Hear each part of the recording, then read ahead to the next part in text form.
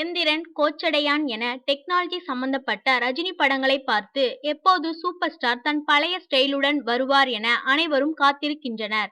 அவர்கள் எண்ணங்களை புரிந்து கொண்டு ரஜினி தன் வழக்கமான ஹிட் பார்முலா இயக்குனர் கே.எஸ். ரவிக்குமாருடன் இணைந்திருக்கும் படம்தான் லிங்கா. படத்தின் டீசரை பார்த்து முடித்த பிறகு நம் மனதில் நிற்பது ரஜினி சூப்பர் ஸ்டார், தலைவர், இவை தவிர வேறொன்றும் சொல்வதற்கு இல்லை. ரிட்டர்ன் ஆஃப் கிங் என்பது போல் அதே ஸ்டைலிலும் அதே வேகத்தில் ஒவ்வொரு பிரேமிலும் கலக்குகிறார். இந்த வயதிலும் சுறுசுறுப்புடன் இருப்பதுதான் ரஜினியின் பிளஸ். படத்தில் வரும் 2 ரஜினியையும் ஸ்கிரீனில் காட்டியுள்ளனர். அதிலும் ஒரு ரஜினி 3 முகம் அலெக்ஸ் பாண்டியன் ஸ்டைல். டீசரில் பார்க்கும் போதே ட்ரெயின் ஃபைட் பிரமிக்க வைக்கிறது.